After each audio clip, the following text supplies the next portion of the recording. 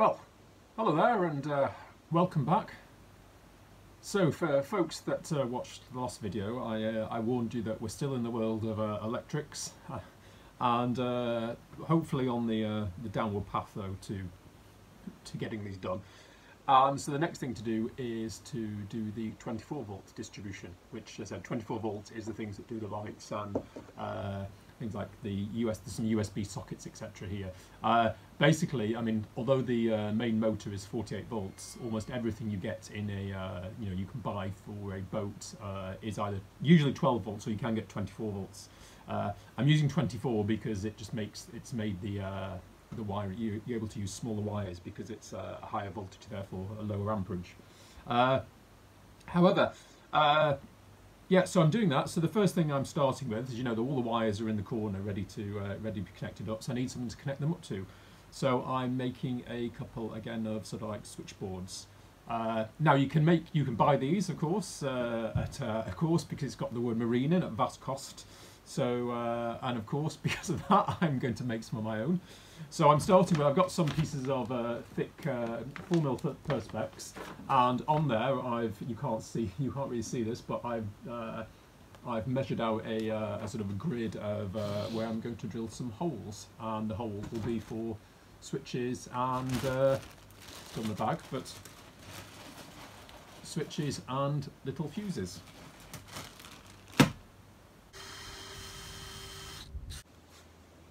Two holy pieces of plastic. As you can see, the rudder is still in pieces, and I went to see the owner about it yesterday, and as this is a public record, as it were, I won't say much other than I'm rather disappointed, frustrated and angry. However, on a more positive note, I've managed to, well, let's say, rehabilitate the DC contactor.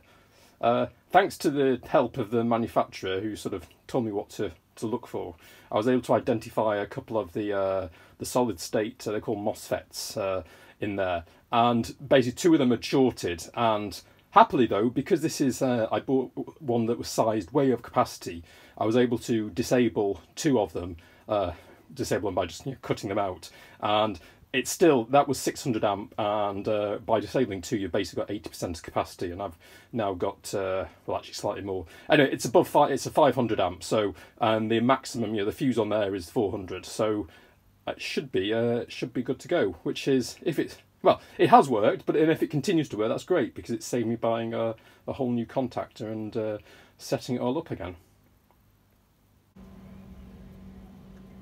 My quick trip to Tool Station / Strainsbury's has been rudely stopped by literally a swimming pool in the front of my car, which is not what you want.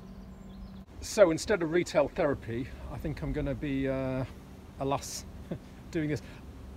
Dear Chris, who knows things about cars, has pointed in the right direction and reckons that underneath here there will be a drain hole that's filled up, which is not surprising, given being parked under trees for the past 2 years.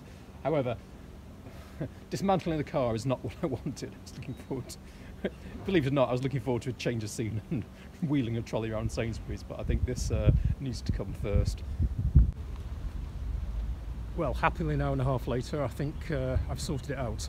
The seems to be a drain blocked underneath the dashboard, and that was, with all the heavy rain coming in, been absolutely flooding into the heater and therefore into the car. Anyway, that's the hypothesis. I guess plenty more rain to come, so I'll find out. Morning. Well, we're still in the Ice Saints day, and I have to say it is chilly. I've actually got the stove burning away next to me because I'm sitting here just doing little delicate things on it. It's getting pretty cold. Anyway, I've been busy with the label maker, as you can see, and what I'm going to do now is cut these up and stick them onto the plastic.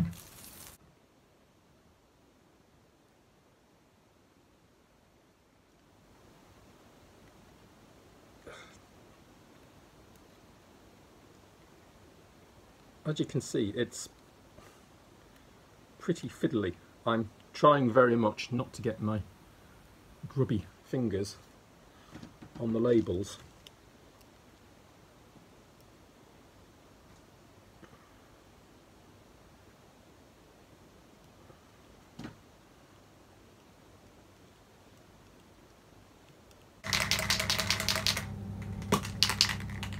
Next step.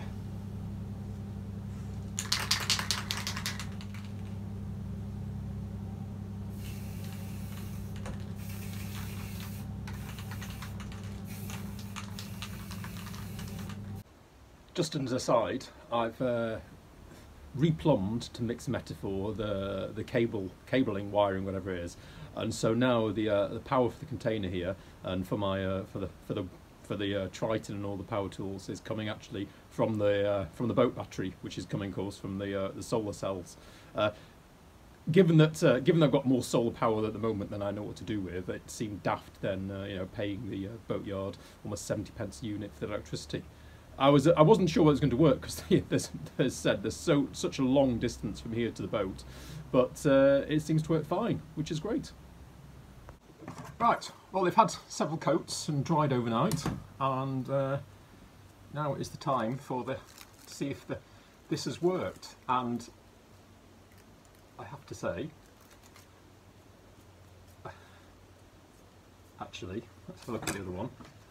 This.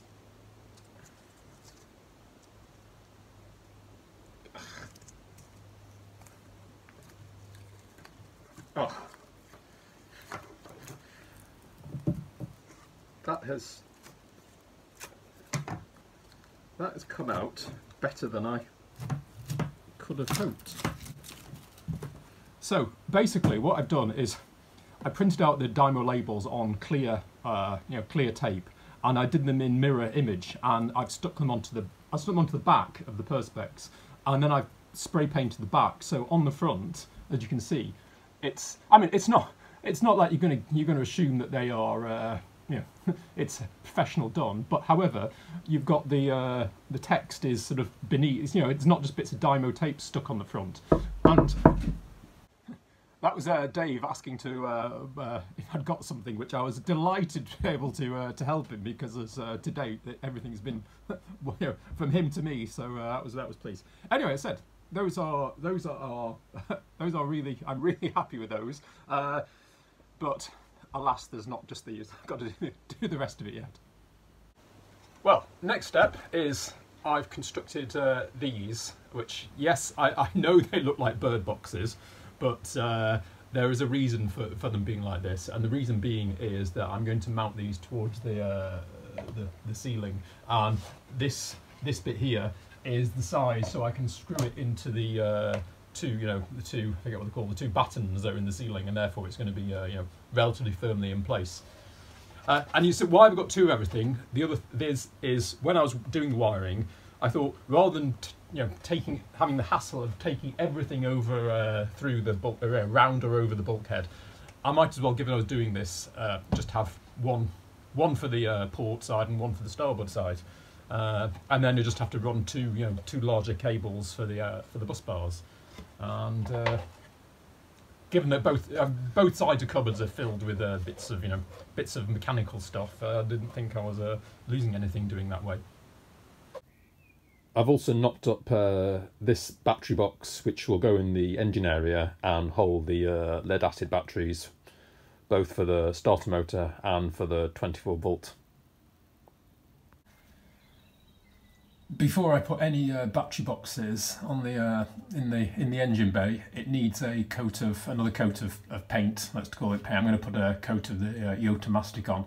It's only got one thin spray primer coat, and it's one of these jobs that I know has been coming for a long time, and I don't want to do, but it has to be done.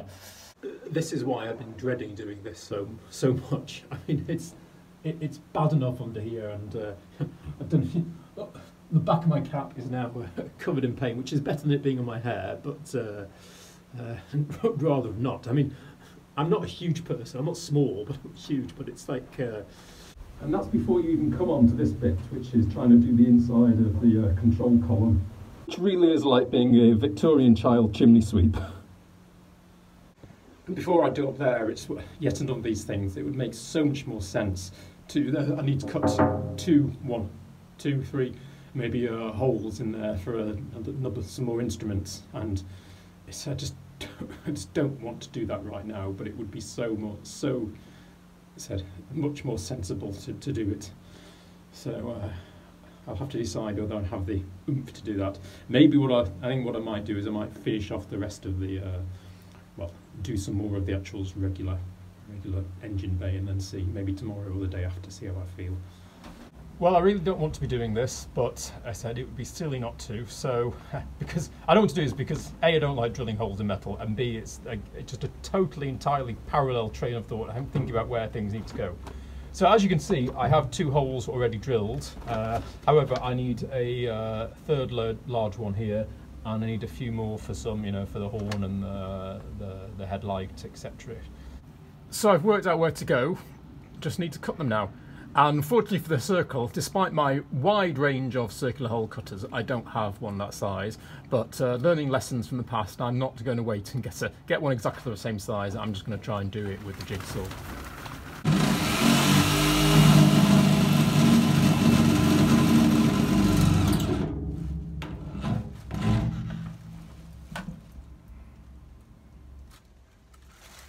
So, slight hitch. I thought ahead, and I checked that, unlike when I did the chimney flue thing, that I can get the jigsaw all the way around. What I didn't consider is that the metal blade that I have it's too thick to actually manage the diameter of the hole that I need to do, and it just jams up. So I have two alternatives. I can have yet another trip to Deer Tool Station to pick up a 76mm hole cutter, or I did think there's a way I could cut a hexagon in size, and you can cut straight with this, and that's not a problem. Cut a hexagon side and then file away, and given the time it takes to get to and from Tool Station, I think I will try that. Thing is, once I do that, I won't be able to use the hole cutter because there won't be anything for the hole cutter to use in. So it is it's a one-time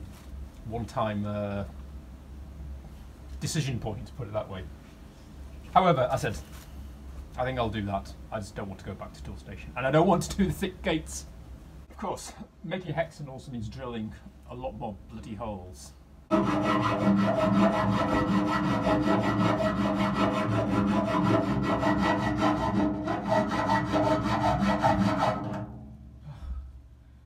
have to say, the 6 gates are starting to seem a little more attractive.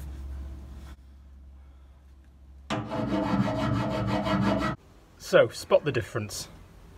Happily, there's the panel piece has a cover plate, so only me and you watching this are ever going to see that bodge job. Yeah, I have to say, had I, as you know, I wasn't looking forward to the start, but had I known it was going to be like this, yeah. Anyway, the positive side is, at least though, it means that when I actually come to doing the engine fit, installation, etc., I don't have to do this. This is one of those jobs I've been not looking forward to. Tick. And talking of that, not jobs looking forward to, I've now got to paint the inside of that, which is going to be a joy. I'm very tempted to leave it till tomorrow, but I've had quite an unproductive day, one thing than the other, so I think I'll mix up one small batch of Yota mastic at least. 4 painting sessions down, and I think I'm almost there. 1, maybe 2 more to do, and that would be great.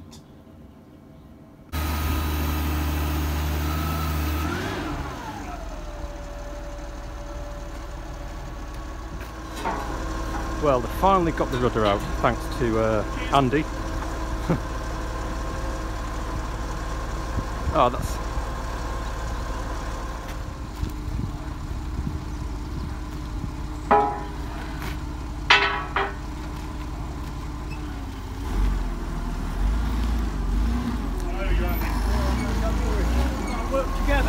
Cheers, thank you. I'm very pleased about that, and that's basically Andy from Andycraft, which isn't it's a business, just happens to be on the site. It's nothing to do with the boatyard, but he's helping the manager of Debdale to get that. Basically, we're working around the owner. Well, finally, I've got that done, I think, and I say done. The word to use is sloshed on. It's been it's been put on with about the same care and skill as a rating officer in a conscripted navy. But anyway, it's done. I'm sure there are bits that I've missed out, but I can. I mean, I've done my best. There are some really, if you sort of look, some real sort of fiddly bits. And there's quite a few bits that didn't even have any spray primer on. So I'm glad I've done it. But hey, if there are some little bits that I've inadvertently, I'll go over them at a future date. But the bulk is certainly done for now. I just need to now extract myself from the engine bay without putting my feet on that newly painted bit of base. Well, it's Friday afternoon and kind of out of time again. I have to say this week has been a real slog. Not only after the after the high of getting the solar cells on the roof the previous week, as much as I like electrics, sort of fiddling around with little bits. Apart from the joy of the plate sort of printing, the rest of it's all been a bit tedious. And the thing is, there's no sort of transformation once you've done it. It's just, well, there's a few less loose wires. I'm not going to use even the electrics really, because I'm just using the mains through the inverter at the moment. Anyway, it had to be done. Also, it's been good to progress on with the engine bay, which, as I've mentioned several times in the video, I had not been looking forward to. So it's a wait. And yeah, and I've been quite tired because obviously, well, not obviously, but the first few nights I was lying in bed seething about the rudder. Very happy that's now got some progress, and I have to thank the nice staff, and I emphasise staff, at Debdell Wharf for helping progress that. Anyway, as I said, did I say? I don't know, but like I forecast, we're still in electrics, so I've got a little more to do. I would hope that by next video I will have finished the, when I say finished, of course there's always a bit of wiring or connecting up to do, but the sort of main slog of it should be done, which will be very nice. Anyway, thank you for watching, and I will hopefully catch you next time.